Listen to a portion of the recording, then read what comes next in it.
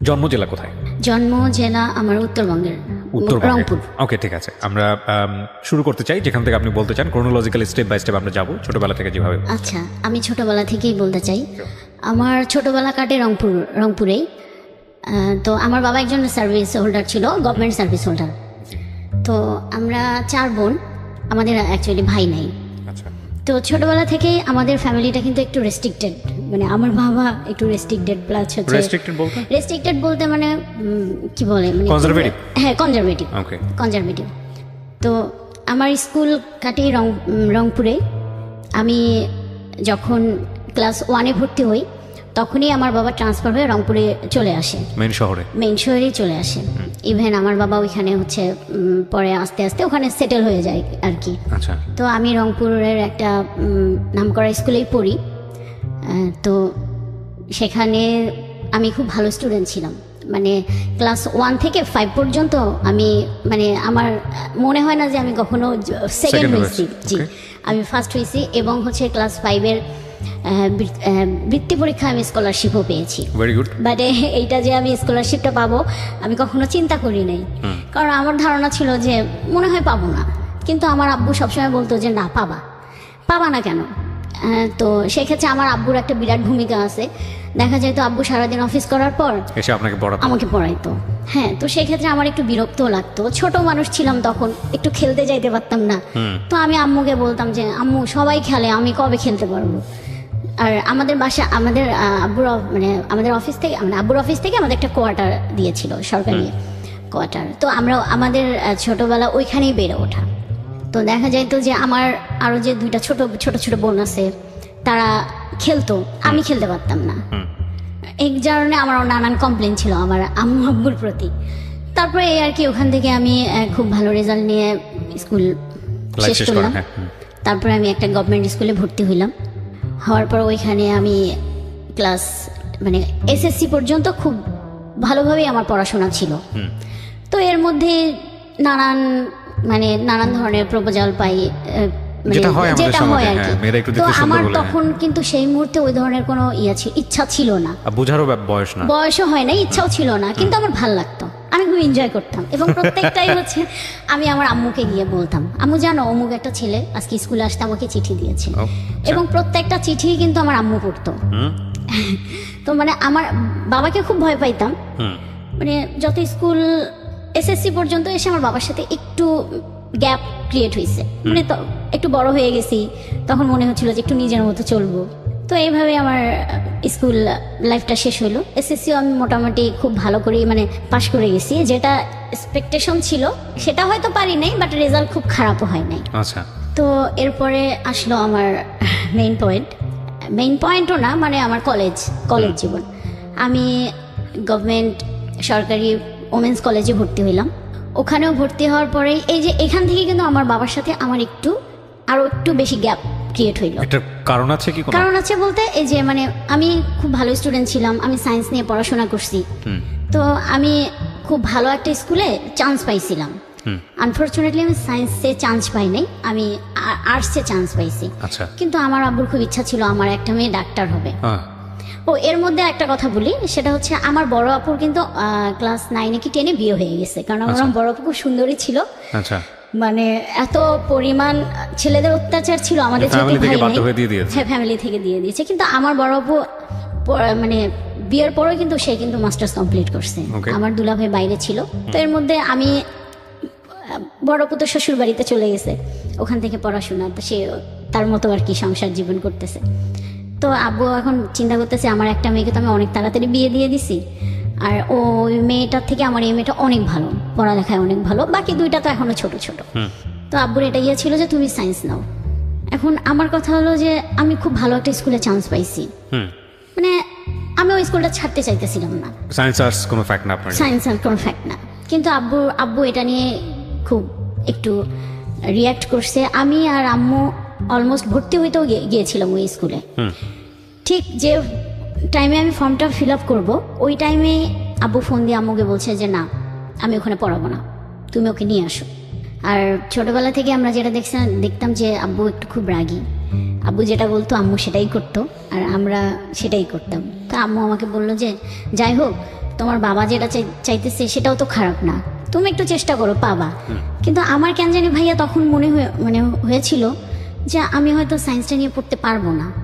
কেন জানি আমার মনে হয়েছে যে আমি হয়তো এসএসসিটা যে পরিমাণ একটা রেজাল্ট আমার আশা ছিল সেটা হয় নাই, আমি মনে হয় সায়েন্সটা পারবো না। আমি আম্মু আব্বুকে কাউকেই বুঝাইতে পারিনি। আচ্ছা। তো আব্বু আমাকে কি করলো, নিয়ে আসলো ওখান থেকে। নিয়ে আসার পর আমি সায়েন্সে ভর্তি হইলাম। এক পর্ব খুব জোর করেই ভর্তি হইলাম। আচ্ছা। আমার মনটা ওইখানে একটু ভেঙে যায় যে আমাকে চাপাই দিল। যাই হোক, বাসা থেকে ক্লাস করতেছিলাম। বাসা থেকে ক্লাস করতে আমার একটু অসুবিধা হচ্ছিল, কারণ কলেজটা একটু অনেক দূরে ছিল। একটা সময় আমি আব্বুকে গিয়ে বললাম, আব্বু আমার বাসা থেকে কলেজটায় যেতে অনেক সমস্যা হয়, তো আমি যদি একটা হোস্টেলে উঠি। আমাদের কলেজে হোস্টেল ছিল। তখন কি সেটা রংপুরে? জি ভাইয়া, রংপুরে। তো আব্বু বলছে যে না, কি এমন অসুবিধা হয়, আমি তো তোমাকে প্রতিদিন বাইকে করে নামাই দিই। আচ্ছা। তাই আমি বলছি, আব্বু প্রতিদিন বাইকে করে নামাই দিলে অনেক সময় হয় কি ক্লাসটা যেতে লেট হয়ে যায়, আর বাসায় আসতে আসতে আমারও খুব টায়ার্ড লাগে, পরে আর মানে রাতে বেশিক্ষণ আমি পড়তে পারি না, ঘুমাই যাই। তো এরকম করে 6 মাস আমি বাসা থেকেই ক্লাস করছি। 6 মাস পরে আমাদের এমনি একটা পরীক্ষা হয়। সে পরীক্ষাটার মধ্যে আমি খুব একটা ভালো রেজাল্ট করতে পারি নাই। তখন কিন্তু আমাদের রেজিস্ট্রেশন হয় নাই। তো সেখানে আমি কেমিস্ট্রি, এটা আমার মাথায় কিছুই ঢুকতো না। অন্যান্য সাবজেক্ট আমার কোনো প্রবলেম নেই, কিন্তু হ্যাঁ, কেমিস্ট্রিটা আমার মাথায় ঢুকতো না। আমি 6 মাস ক্লাস করার পর আব্বুকে বলছি, আব্বু এখনও তো রেজিস্ট্রেশন হয় নাই, আমি কিন্তু চাইলে চেঞ্জ করতে পারি, কারণ আমার মনে হয় যে আমার কেমিস্ট্রিটা একদমই মাথায় ঢুকতেছে না। তো আব্বু বলতেছে, না না সমস্যা নেই, আমি আরও 2টা মাস্টারের জায়গায় আরও 3টা মাস্টার রাখবো। মানে ওনার মেন পয়েন্টটা ছিল আমাকে ডাক্তার বানাবে, যেভাবেই হোক। তো এরকম করে আমি আব্বুকে বুঝাইতে পারলাম না। আমি রেজাল্টও এদিকে খুব একটা ভালো হইল না, হোস্টেলে চলে গেলাম। হোস্টেলে সিট পাইতে অনেক কষ্ট করতে হয়েছে, কারণ অলমোস্ট তখন ফুল, কোনো রুম পাই নাই। তখন আমার ওই হোস্টেলের একজন আমার রিলেটিভ ছিল, আমার সম্পর্কে মামা হয়। আব্বু ওনার সাথে কথা বললো যে আমার মেয়ের তো এরকম আসতে খুব অসুবিধা হয়, আপনি যদি একটা ব্যবস্থা করেন।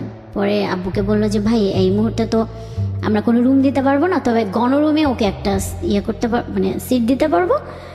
যখন কোনো একটা রুম খালি হয়ে যাবে, কোনো একটা মেয়ে চলে যাবে, তখন আমরা তাকে সেখানে শিফট করতে পারবো। তো প্রথমে কিন্তু খুব ভালো লাগতেছিল যে হোস্টেলে আসবো, একটু স্বাধীন জীবন, হ্যাঁ খুবই ভালো লাগতেছিল। কিন্তু যেদিন আব্বু আম্মু আমাকে মানে হোস্টেলে নিয়ে আসার পর আব্বু আম্মু যখন চলে গেল, তখন না মনের ভিতরে একটা মানে বাবা মা যে নাই, থাকবে না কাছে, এটা ফিল করে আমার খুব কান্না পাইলো। পরে আব্বু বললো যে আচ্ছা তুমি কান্নাকাটি করো না, আমার তো অফিস এইদিকেই, আমি যাওয়ার সময় একবার দেখা করে যাব। আর আম্মু তো জানেনি ভাইয়া মায়েরা কি হয়। পরে আব্বুকে বলতেছিল যে মেয়েটাকে জোর না করলেও পারতা। যাই হোক, হোস্টেল জীবন আসলাম। 1 সপ্তাহ খুব খারাপ লাগছে, অ্যাডজাস্ট করতেও খুব কষ্ট হয়েছে, কিন্তু খুব একটা সমস্যা হয় নাই আমার, কারণ আমি আমার স্কুলের কিছু পরিচিত ফ্রেন্ড পাইছি। তো যে কারণে, এবং ওরা মোটামুটি আমার খুব ক্লোজই ছিল, যে কারণে আমার অ্যাডজাস্ট করতে সমস্যা হয় নাই। তো এইভাবে হোস্টেল জীবন কাটতেছিল। একটা পর্যায়ে গিয়ে আমি একটা রুম পাই, এবং ভাই আমার কপালটা এত ভালো, আমি যে রুমটা পাই সেখানে আমার ওই স্কুলের বান্ধবীরাই ছিল।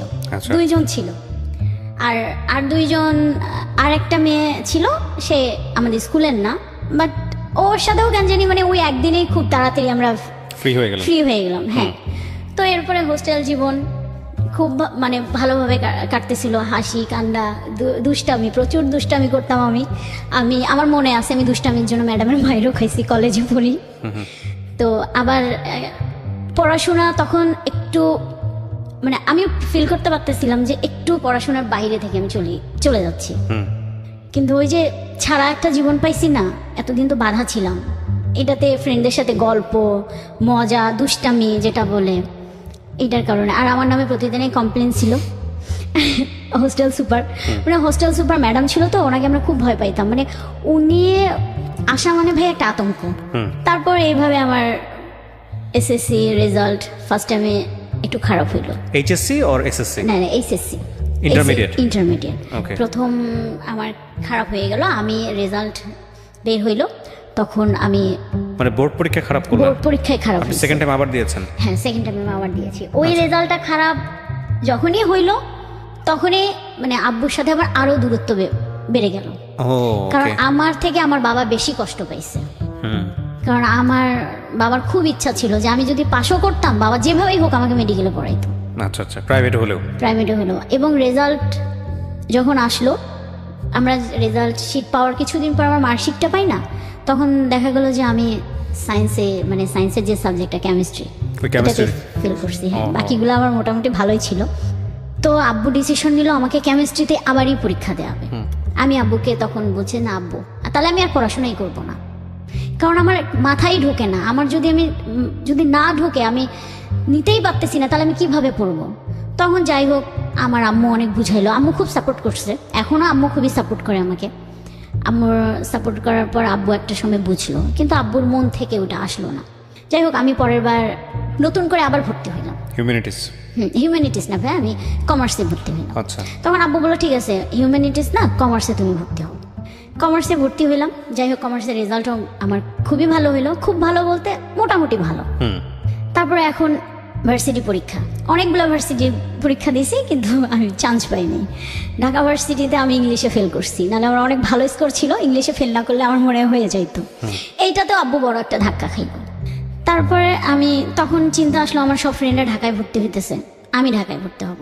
আব্বুর আগে বললো আমি তোমাকে আর ঢাকা টাকায় কোনো কিছু নেই না, রংপুরে আমাদের এখানে অনেক রংপুরে আমাদের এখানে ভার্সিটিও আছে, যেটা রোকেয়া বিশ্ববিদ্যালয় এখন হয়েছে, আর খুব ভালো একটা নাম করা জাতীয় বিশ্ববিদ্যালয় আছে। তো বললো যে এই দুইটার মধ্যে তোমাকে আমি একটা ভর্তি করাই দেবো। কিন্তু আমার ওই যে ঢাকায় আসবো, আমি সব ফ্রেন্ডরা ঢাকায় গেছে, ওরা সবাই ঢাকা থেকে বাসায় আসবে, আমার সাথে দেখা হবে, আমি এখানে এখনো পড়ে আছি। কারণ মানে এমনও স্টুডেন্ট ঢাকায় ভর্তি হয়েছে, আমার কাছে ওইটাই মাথার মধ্যে ঢুকছে যে তারা আমার থেকে মানে অনেক খারাপ স্টুডেন্ট ছিল, আমি তো ভালো ছিলাম, আমি কেন ঢাকায় পড়বো না? সে এসে বলবে আমি হচ্ছে ঢাকায় পড়ি, আমার এটা কেমন লাগবে না? এই একটা জেদ থেকে আব্বুর আমার জেদের কাছে পারলো না। আর আব্বু বলছে ঠিক আছে, আমি ঢাকায় তোমাকে ভর্তি করাই দিই। তো আমার এক ভাইয়া তখন মার্চেন্টাইজিংয়ে পড়াশোনা করে শান্তমরিয়ামে, ভাইয়ের সাথে কথা বললো। আমাদের ঢাকায় তখন মোটামুটি রিলেটিভ থাকলেও মানে ওই রকম কারোর সাথে তেমন কোনো আমাদের যোগাযোগ ছিল না। আমার ওই ভাইয়া ছিল আমার মেজো মামার ছেলে। তো আব্বু ভাইয়ার সাথে কথা বললো, তো ভাইয়া আমাকে বললো আচ্ছা ঠিক মানে আব্বুকে বললো যে ঠিক আছে ফুপা, আপনি তাহলে ওকে নিয়ে আসেন, আমি দেখি এখানে ফর্ম। তো আমার ইচ্ছা ছিল ফ্যাশন ডিজাইনিংয়ে পড়বো, শান্তমরিয়াম। তো শান্তমরিয়াম ফ্যাশন ডিজাইনিংয়ে পড়বো। আব্বু এটাতে রাজি হইলো যে আচ্ছা ঠিক আছে পড়ো, এখন আমি তোমাকে কোনোটাই বাধা দেবো না, তোমার যা ভালো লাগে তুমি পড়ো, কারণ you are out of my track. হ্যাঁ, পরে ফ্যাশন ডিজাইনিংয়ে পড়বো, এই একটা খুবই মানে এক্সাইটেড। আমি ঢাকায় আসলাম, যেদিন আমি ভর্তি হব ওই দিন আমি ফর্ম ফিল আপ করবো, ঠিক ওই মুহূর্তে আবার আমার বাধা। আমার ওই ভাই আমার বাবাকে বুঝাইলো, না না ফ্যাশন ডিজাইনিংয়ে মেয়েরা পড়ে না, তো মেয়েরা উচ্ছৃঙ্খল মানে খুবই অধ্যত টাইপের হয়, তো হচ্ছে দরকার নেই, ওকে বিবিএতে ভর্তি করাই দেন। এই যে আমার বাবার মাথায় ওখানে ঢুকাইলো। আমার বাবা চিন্তা করলো তাই তো আমাকে ছাড়া ফ্যামিলি ছাড়া থাকবে যদি আমার মেয়েটা এরকম হয়ে যায়। তো আমাকে ওইখানেই আব্বু আবার বললো যে না ফ্যাশন ডিজাইনিংয়ে পড়া যাবে না, তুমি এটাতেই ভর্তি হও, না হলে তুমি আমার সাথে চলো। কি আর করার, ভার্সিটিতে ভর্তি হইলাম। প্রথম ক্লাস সব কিছুই মিলে খুবই ভালো লাগলো। তো আমাদের ভার্সিটিতে হয়েছে কি ভাইয়া, একটা আমার 5 জনের একটা গ্রুপ হয়েছে। আর আমার না ছোটবেলা থেকে একটা খুব মানে কি বলবো, আমি মেয়েদের সাথে খুব কম মিশতাম, জানি না কেন। মানে আমার ছেলে ফ্রেন্ড ছিল প্রচুর, ছেলেদের সাথে আমি কমফোর্ট, এটা হয় ন্যাচারালি, যার যেটা ভালো লাগে। তো আমার ওই গ্রুপের মধ্যেও দেখা গেছে যে হচ্ছে মানে আমি আর আমার একটা বান্ধবী আর বাকি 3টা ছেলে, মানে খুবই ভালো একটা আমাদের বন্ডিং হইলো। তো এরকম চলতেছে। এদিকে হচ্ছে মানে ফ্যামিলি থেকে আমার বাবা ওই যে মন খারাপ করার পর আমার সাথে একটু কম কথা বলে, তারপরে জোর করে ঢাকায় আসছি, কিন্তু আমাকে সাপোর্ট করছে পড়াশোনা। আমার পড়াশোনার খোঁজ খবর আমার বাবা ভার্সিটি পর্যন্ত নিছে, যে কারণে হয়তো আমি পাশ করে গেছি বা মানে এত দূর আগাইতে পারছি। তো আমি ভার্সিটি লাইফে ফাঁকি দিতে পারিনি, কোনো স্কোপ ছিল না। বাবা রংপুরে থাকলেও দেখা যেত যে আমাকে ওইখান থেকে কন্ট্রোল করতো। আমাকে ফোন দিছে একটা জাস্ট খুব নর্মাল। আপনি শান্তমরিয়ামে যখন পড়তেন তখন থাকতেন কোথায়? আমি তখন সাবলেট? হ্যাঁ, তখন না, ফার্স্ট টাইমে আমি হচ্ছে আপনার হোস্টেলেই উঠছিলাম, কিন্তু আমার 6 মাস পরে তখন তো আমি নতুন ঢাকায়, আর আমি কিছু বুঝিও নাই। আমার পানিতে একটা প্রবলেম হয়েছিল, যেটা হয় আর কি সাধারণত ঢাকায় আসলে। শুধু জন্ডিস না, আমার অনেকগুলো রোগ হয়েছে। তো আমার টাইফয়েড হলো, এবং এত খারাপ অবস্থা, আমি আইসিইউতে ছিলাম। আচ্ছা। তো এরপরে আব্বু চিন্তা করলো যে তাহলে ওকে আর হোস্টেলে দেওয়া যাবে না। আর তখন আব্বু বললো তাহলে কি করবা, তুমি কি আসবা? আমি বলছি না আব্বু, আমি আসবো না, আমি এখানেই পড়বো। তো আব্বু বললো যে আমরা তো অনেক দূরে, চাইলেও তো যেতে পারি না। আর তোমার আমার এর মধ্যে বলি, আমার তখন একটা ছোট বোন, খুবই ছোট, আপনার 4-5 বছর, আর আমার ছোটটা তখন স্কুলে পড়ে, ক্লাস 9 কি 10 পড়ে। তো দুইটাই ছোট ছোট মোটামুটি। এখন এই দুইটাকে ছেড়ে তো আম্মুর ঢাকায় এসে থাকা সম্ভব না। পরে আম্মু বললো যে তাহলে এক কাজ করি, ওকে একটা সাবলেটে তুলে দেই, কারণ যদি ম্যাচ করে থাকে আমি গিয়ে ওখানে অনেকদিন স্টে করতে পারবো না। তারপরে আমি উত্তরায় ছিলাম ভাইয়া, উত্তরায় একটা বাসায় আমি সাবলেট ছিলাম। তো আম্মু দেখা যেত আমাকে ঢাকায় 6 মাস, বাড়িতে 6 মাস, ওকে, এরকম করে করে আমার আম্মু থাকা শুরু করলো। আপনার এখানে 6 মাস, বাড়িতে 6 মাস? বাড়িতে 6 মাস, হ্যাঁ।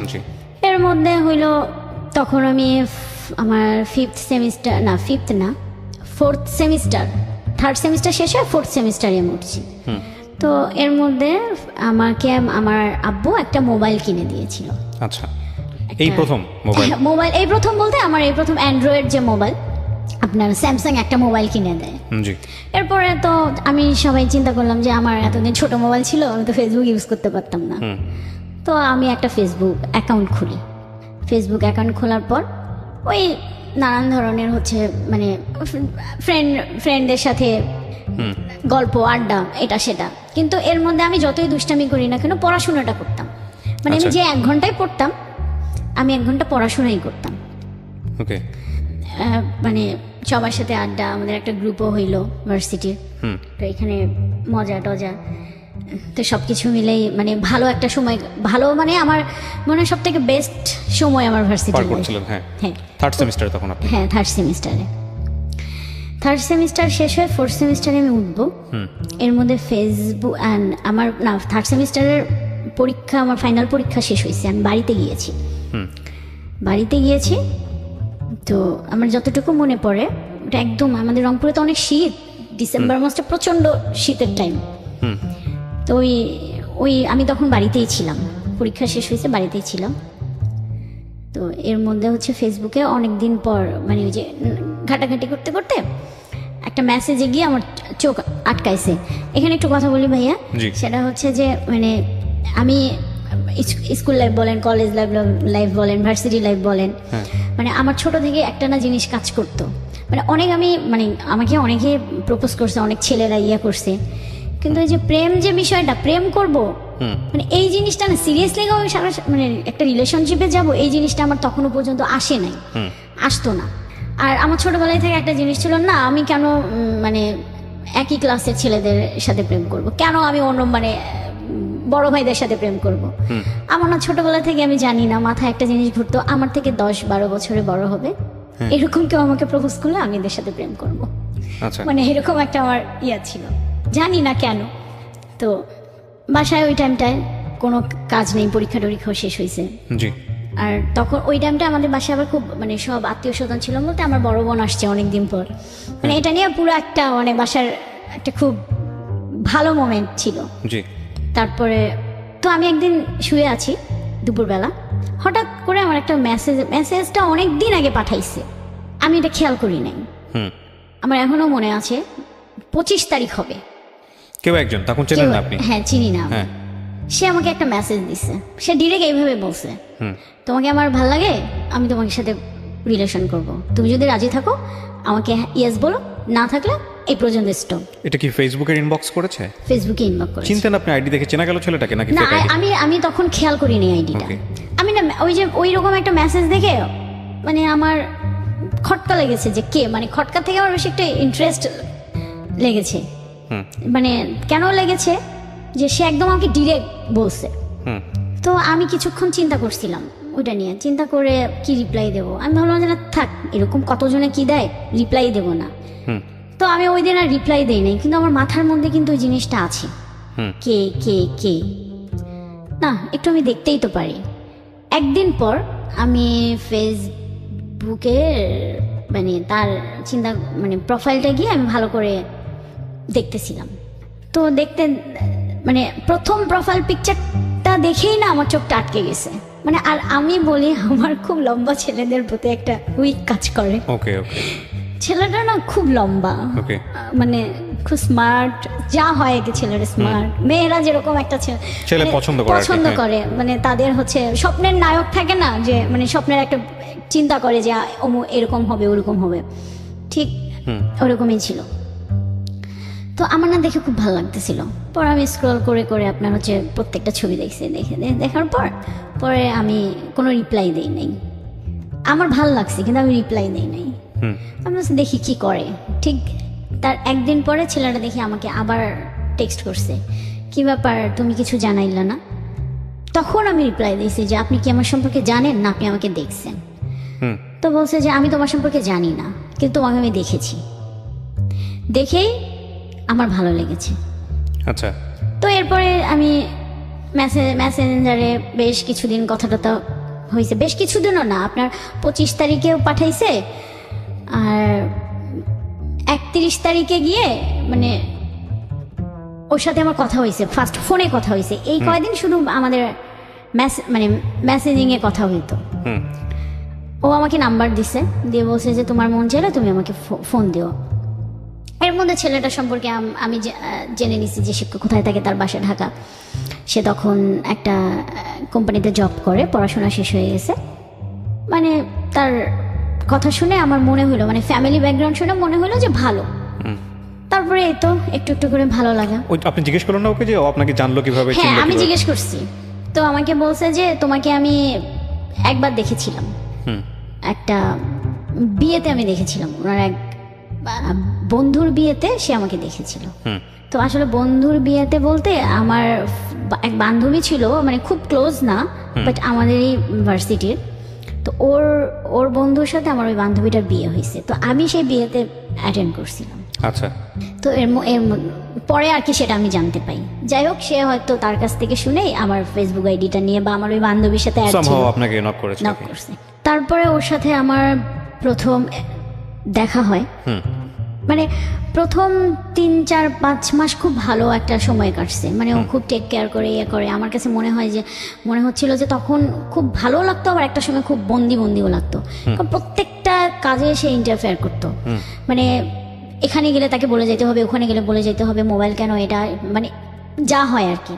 তো একটা পর্যায়ে সে আমাকে কিছু ইশারা ইঙ্গিতে বুঝাইতে চাইলো যে তার মানে একটা কিছু দরকার বা যে ব্যাপারটা। তখন আমি ওকে বুঝাইলাম যে দেখো, আমি খুব প্রত্যন্ত একটা অঞ্চল থেকে উঠে আসছি, আমি এইভাবে বড় হই নাই। তোমাকে আমার ভালো লেগেছিল, আমার মনে হয়েছিল যে তোমার সাথে আমার রিলেশন একটা ক্রিয়েট করা যায়, এবং তুমিও সিরিয়াস, আমিও সিরিয়াস ছিলাম। তো ব্যাপারটা হচ্ছে, তো তুমি যেটা করতে চাচ্ছ সেটা এই মুহূর্তে সম্ভব না। আমি খুবই একটা কনজারভেটিভ ফ্যামিলি থেকে উঠে আসছি, তো আমাদের যদি মানে যা হবে বিয়ের পর। কিন্তু সে তখন ঠিক আছে, ওকে আমি তোমাকে একটু পরীক্ষা করলাম, দেখি এখনকার মেয়েরা অনেকে হয়, এইভাবে সে আমার ব্রেন ওয়াশ মানে করতো। সব থেকে ব্যাপার যেটা ভাই আমার জন্য খুবই একটা মানে শকিং একটা ব্যাপার, সেটা হচ্ছে যে ওর সাথে আমার ব্রেকআপ হওয়ার কারণটা হলো, আমার যে খুব ভালো ফ্রেন্ড ছিল, সামহাউ সে তার সাথে কোনো একটা ভাবে কানেক্ট হয়ে যায়। আচ্ছা। কানেক্ট হওয়ার পর তাদের মধ্যে একটা রিলেশন ক্রিয়েট হয়, যেটা আমি জানতাম না। মানে মানে সে আমাকে বুঝতে দেয়নি। মানে হয় না যে অন্যদিকে ডাইভার্ট হয়ে গেলে আমার দিক থেকে সরে আসা বা একটু সময় কম দেওয়া, মানে আমি কোনোভাবেই বুঝতে পারিনি। তো একদিন যখন ব্যাপারটা আমার সামনে চলে আসলো, খুব বাজেভাবেই সামনে চলে আসছে, তখন আমার অবস্থাটা এতটাই খারাপ ছিল, আমি ওকে মানে তখন ওর প্রতি আমার এত একটা ব্যাড ইমপ্রেশন যেটা বলেন, মানে এত একটা খারাপ অনুভূতি তৈরি হইলো যে আমি ওকে যে জিজ্ঞাসা করব সেই রুচিটাও আমার হয় নাই। মানে আমার কাছে মনে হলো যে এটাই কি লাইফের একটা পার্ট, এটার জন্য কি মানে এত বড় একটা মানে সে আমাকে কষ্ট দেবে, ওই যে ওইখান থেকে আমার মাথার মধ্যে একটা ইয়ে ঢুকছে যে এটাই বুঝি লাইফের একটা পার্ট, ভালোবাসা কিছু না। আমার তো কোনো কমতি ছিল না, কিসে কমতি, এটাই আমার সবসময় মনে হইতো। আচ্ছা, তো এরপরে যাই হোক, সে অনেকবার আমার সাথে যোগাযোগ করার চেষ্টা করছিল, আমার ওইখান থেকে ওই দিনের পর থেকে একদমই টোটালি ক্লোজ। এরপরে আমার মাঝখানে খুব বাজে একটা অবস্থায় গিয়েছিল, কারণ রিলেশন ব্রেকআপ হয়ে গেছে, একটা এতদিনের অভ্যাস আমার এই একটা ঘটনাকে কেন্দ্র করে আপনার রিলেশনশিপ ব্রেকআপের দিকে চলে গেল। চলে গেছে। ওকে, তো তখন আমি চিন্তা করলাম না, আমি আর কোনো রিলেশনশিপেই জড়াবো না, আমার এসবের দরকার নাই, আমি পড়াশোনা করি। আচ্ছা, বাট এটা নিয়ে আপনার মধ্যে মেন্টালি কোনো ইফেক্ট তৈরি হলো না? মেন্টালি ইফেক্ট তৈরি হয়েছিল, কিন্তু তখন আমার ফ্রেন্ড আমাকে খুব সাপোর্ট দিছে যে তুমি পড়াশোনায় মনোযোগ দাও, অন্য কোনো মানে কাজকর্মে বেশি বেশি করে তুমি ইয়া করো, ফোকাস করো, Okay. পড়াশোনাটা করো। ওকে, তারপরে আমার সব থেকে, আমি আম্মুর কথা না বললেই হয় না, আম্মু আমাকে খুবই সাপোর্ট করছে। ওকে, বাট আপনি শেয়ার করেছিলেন সবার সঙ্গে যে হ্যাঁ, আমার আমি এরকম আমার একটা আম্মুর সাথে শেয়ার করছি, Okay, fine, আম্মু great, খুবই সাপোর্ট করছে, আম্মু আমার সাথে ফ্রেন্ডের মতো মেলামেশা করছে। জি। তো যে কারণে না মানে আমার ফ্যামিলি বলেন, আমার ফ্রেন্ড সার্কেল বলেন, আমি না খুব তাড়াতাড়ি ওইটা কাটায় আসছি। কিন্তু ভাইয়া কাটায় আসলে ওই যে আমার মাথার মধ্যে ওইটা চেপে বসছে যে আসলে ভালোবাসা কিছু নাই, ভালোবাসা যদি আমরা ধরে রাখতে চাই তাহলে এটা দরকার, নাহলে এত ভালোবেসেও আমি একটা মানুষকে কেন ধরে রাখতে পারলাম না, আচ্ছা, আমার মাথার মধ্যে ওইটা চেপে বসছে। যাই হোক, তারপরে আমার এরকম কোনো ইয়ে ছিল না, আমি পড়াশোনা শেষ করলাম আমি 2016-তে, হ্যাঁ, আমার বিবিএ শেষ হয়ে গেল। ওকে, এর মধ্যে আমি